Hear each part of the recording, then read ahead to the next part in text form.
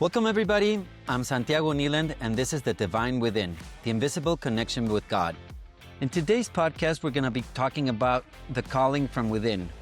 This is a very interesting topic because it involves a journey that many spiritual seekers eventually recognize. It's a moment when a quiet, private relationship with God begins asking to be lived out loud.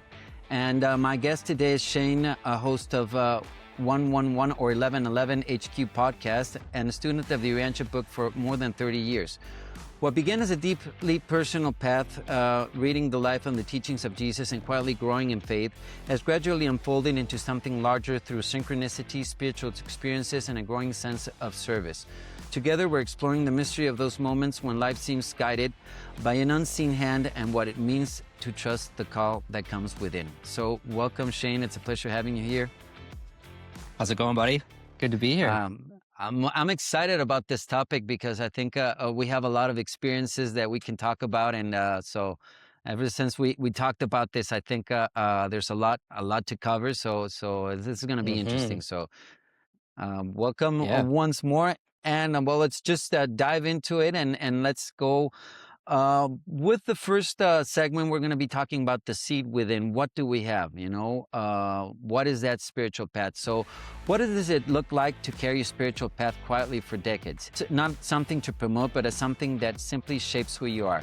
In this first segment, Shayne takes us back to the beginning, a 13-year-old boy receiving the Urantia book from his stepfather and beginning a lifelong relationship with the Jesus he discovered inside the pages. For more than 30 years, that journey unfolded privately through a personal reflection, spiritual growth, and deepening friendship with the Master. This is the story of a seed planted early and how that seed slowly grew into a life of quiet faith. So tell us a bit about your story, about your path in this unfolding of your path. Yeah, it feels like a long journey, and in recent years, I've really been looking back and trying to think about and write down, document those things that stand out in my past as being really significant to personal spiritual growth. And one of the earliest sort of big moments that I remember happened when I was around 4 years old and I had a near-death experience. Okay. And it wasn't necessarily your typical near-death. For people who are familiar with near-death experiences, you often hear about this out-of-body experience. I didn't have that. What happened essentially was um, I was playing at the neighbor's house. Uh, my parents had gone off to do some sort of errand, and they actually wanted me to go with them, but I wanted to stay at the neighbor's house and play with the kids. And so they sort of reluctantly allowed me to stay home alone, or stay at the neighbor's kids, or at the neighbor's house. And we were playing hide and go seek, and I ended up having an accident with a fence that cut my arm. Oh, really? And I cut it on the underside where your arteries are. And when this happened, I remember looking at it and just being so horrified and scared. Obviously, Definitely. fear just rips through you. And what I remember, though, is that I instantly started praying to God, Okay. reaching out to God, saying, please don't let me die. I just kept Okay. repeating that, please don't let me die. I'm not ready. This is what's going through my mind. I'm not ready to die. I've so much to do in my life. And then immediately after that, my mind went to my parents and what they were going to feel coming home and realizing that their child had died and that they didn't even want to leave me home alone in the first place, and just that tragedy, what they were going to go through. And that caused me to reach out even harder, even more, like, please don't do this to my parents. Like, so long story short, the father of the child I was playing with, he did a makeshift tourniquet on my arm, threw me in his car, and drove me to the hospital. And um, when they got me to the hospital, they brought me in and took off. It was a tea towel essentially that he had put around my arm. Yeah. And when he took it off and the doctors were there, my arm wasn't bleeding. And my arm was open from about here to here. Really? Um, and at the time, there didn't seem to be anything miraculous. To me, it was just this terrible event that I was going through. But looking back in retrospect, that seemed to open something in me because in that moment, my level of faith was so strong. I had no doubt that God was real in that moment Mm-hmm. and God had the power to do something about it. Um, but, when you're a child, life goes on. This was just an injury. I recovered, I healed from it. Um, And then the next thing that I would say was significant is when I was 12 years old. I was right about to turn 13 years old, Okay. and I was at school, and a friend who was a Christian told me that I was going to go to hell if I didn't accept Jesus. Okay. And, this sort of sent me into a spiral of fear. Okay. What does that mean? Right? Like, is that real? Is hell real? Am I going to go there? What does it mean to be saved? All these questions going through, my young 12-year-old Yeah. brain.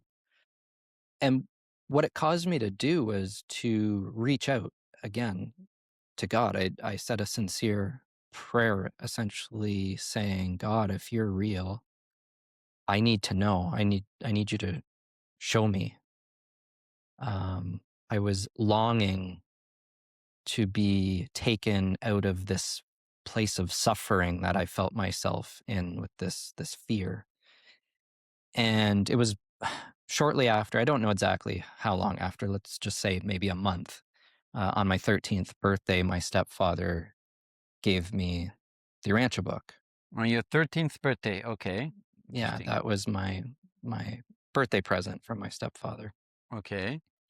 And his advice to me was to read part 4 of the book because it's the easiest to Mm-hmm. read, right, for a child. And so I did that almost out of necessity, right? Not a lot of Yeah. people when they read the book, they'll start on the foreword or something that maybe is really intellectual and could cause them to get discouraged and stop. Yeah.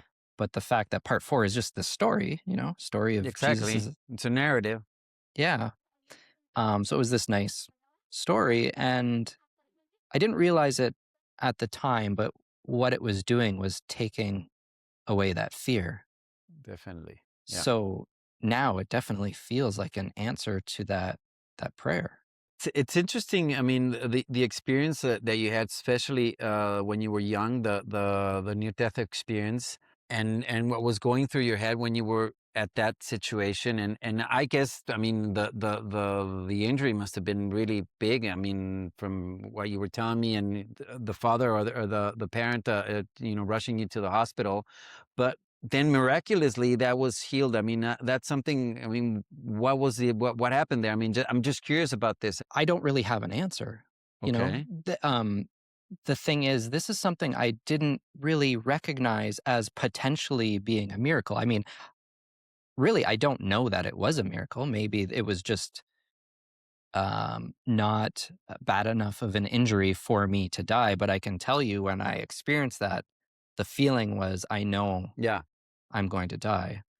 And I even now I have a hard time believing that a miracle could happen just because of the fact that bad things happen to good people all the time, right? Yeah. Yeah. And it implies a sense of responsibility. And I don't mind that responsibility, but I think No, definitely. Definitely, I think there's. I mean, as we know and we understand. I mean, it's we're not alone, not on the in the universe or even in this planet. So, I mean, there's a lot of celestial agencies, and I think that in many times they intervene through us. And I have a story, and I have a lot of things to talk about. But I have something that the power of the mind. This is something that comes to me. When I was probably sort of that age, between 4 or 5 years old. Remember, my cousins used to play with a couple of squares, buildings Mhm. blocks. This I'm talking about early '80s, and they would put figure inside the box, and they would trick me.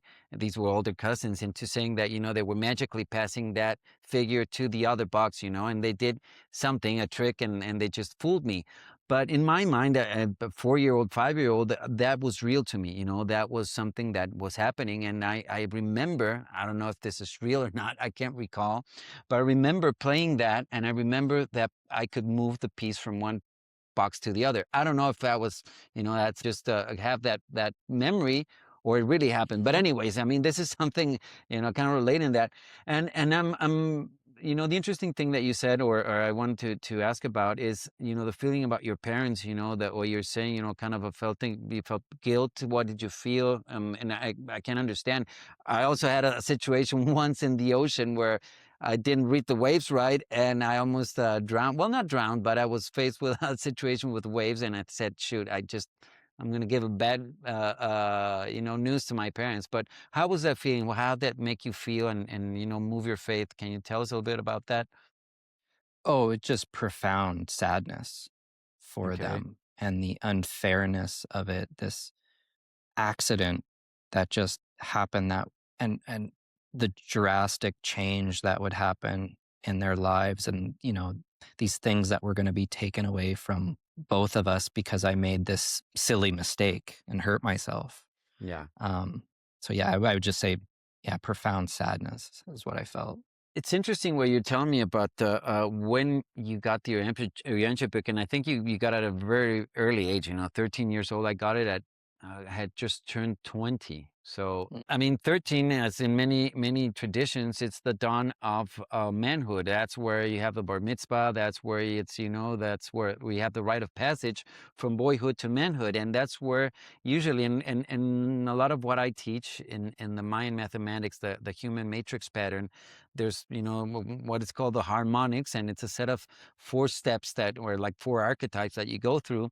And actually, there's the sequence. It always tells you that that is the age, 13, when you start looking for wisdom. That's where you start looking for God, when you start identifying with something, and you start trying everything out. That's why when you get into your teens. So it's an interesting situation. And what I mean, that story, what did it do to you? I mean, apart from what you're saying, and I can relate to that. When I read the ancient book, and especially again in that part, I lost fear in a lot of stuff. A lot of things that previously weren't explained to me from God, from the church, about Jesus, and I found the answers here. That Mhm. really gave me a lot of peace, and took a lot of the fear. So I don't know if Mhm. that's something that you felt, and what can you tell us about that?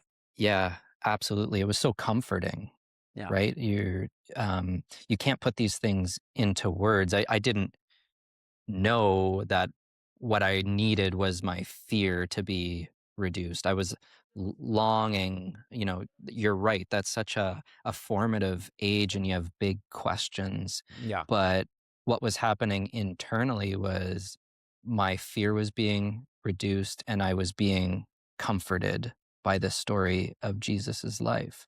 That was Okay. kind of like the early thing that was happening. And then it just, I continued on with the reading, and then I started, diving into some other parts, which started opening up my mind even more, right? It's kind of like there's more questions than answers, Yeah. right? You just Exactly. Yeah. That's the thing about the Urantia book. It's the other day I had a podcast with Don Clementine, and that was what he said. You know, there's all the questions that you have and that you didn't know you had are here. You know, and that's something that it takes a lot of the fear away, and I think that's something very Mm, important. And one of the things I take away from, and we're gonna maybe be talking more about your path, but one of the things that you find in the Urantia book is that all that fear based goes away, and you start, you know, doing fear-based actions or thoughts or habits, and you start instead of that, since it's based on love, you start co-creating and being participative in the cosmos, in the unfoldment of the universe, and what the book tells us about the concept of the supreme. You know how we're actualizing and everybody's contributing to this, and then it becomes something that's you willfully do, because it's a you're part of a team, so that's something interesting. And how did this make you come to? I mean, and we're gonna go dive deeper in the next segments, but how did you get from there to this point? As you were telling us, I mean, a lot of formative events, these two especially. But how did you get to where you are now? that's a great question. How did I get to this point? Yeah, Sometimes you don't even really know exactly. yourself, right? It's like you look back and you just go, "Wow, I didn't even know what Yeah. was happening at that time." It happens. And for me, I can remember very early on my excitement with the Rancha book and kind of what was happening to me internally. You want to share this with Hmm. people, right? And I remember talking to some of my school friends about it, and it was just like, Yeah. no one, no Whatever. one, no one was on that same Yeah. mindset as me, and that kind of caused me, I think, to shut down Okay. about it. And so the Rancha book for a long time was just a tool, a personal tool for personal growth, right? I Okay. didn't Interesting. Yeah. my parents, again, my parents are readers of the Yeah. book, and they would have study groups at the house. They were very active in the Rancho community, but I never took part in that. I didn't go to the study groups. It was just I'd be off in my room reading. Yeah. I didn't care to be Well, social with it. it was a more of a personal journey than a social or collective journey. Yeah, which is it. I mean, I think we go through different. In my case, I went through different phases and on and off. I think this last phase has been really active, but yeah, I can Yeah. understand.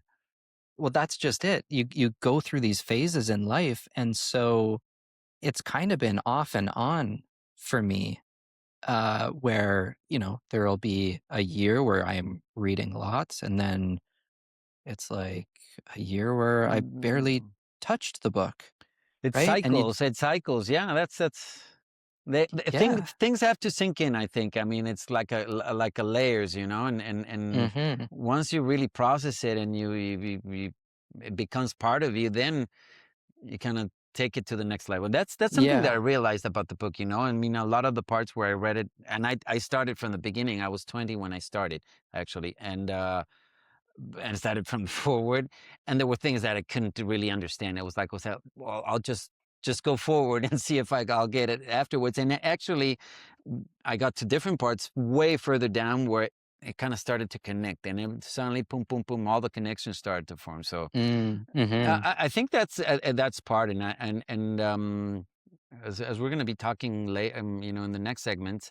I mean, the patterns that are in the universe, the like you're saying, you said, how did you get to this, and you suddenly see, in retrospect, all the different situations and moments in your life, and how they're actually, woven, and that's what I like about the what I teach in the human matrix pattern. It's more like a song. It's a melody where you have, Yeah. the harmony playing, but then you have, the melody that can change, and even the harmony can change, but it's still the structure of Yeah. the song.